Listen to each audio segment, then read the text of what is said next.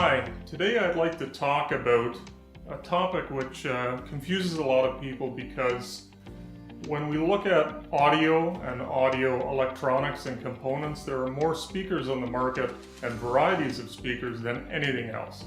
It's a confusing proposition, especially if you don't understand technical details. So I'm going to talk about how you should choose a stereo pair of speakers. We're not going to delve into home theater today, just standard 2-channel stereo. So the first thing you need to look at, obviously, is what's your budget. That's going to define the type of product that you're looking at, the companies that you might be looking at, and speakers run the gamut from $20 or $30 up to $200,000 or $300,000. So you need to keep that in mind. Also, do you have any real constraints about how big the speaker can be or where it needs to be placed? Physical size is something you need to consider and look into.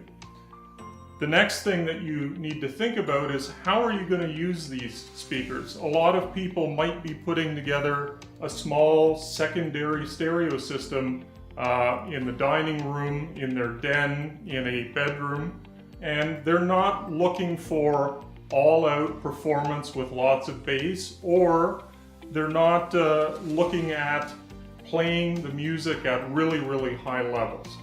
So if you don't need a huge room-filling sound and you're looking at a smaller space, a pair of bookshelf speakers like these are easy to place, can go in a lot of locations, and if you want, they can be mounted on stands. Now, bookshelf speakers are great if, again, you're not going to be looking for the loudest output, the most bass output, but you might need to look at going to a larger speaker system like a tower speaker as we have here if you're looking to fill a large room or a large space. It's not all about getting more bass performance, although a bigger cabinet will in most cases give you more bass than a smaller speaker cabinet.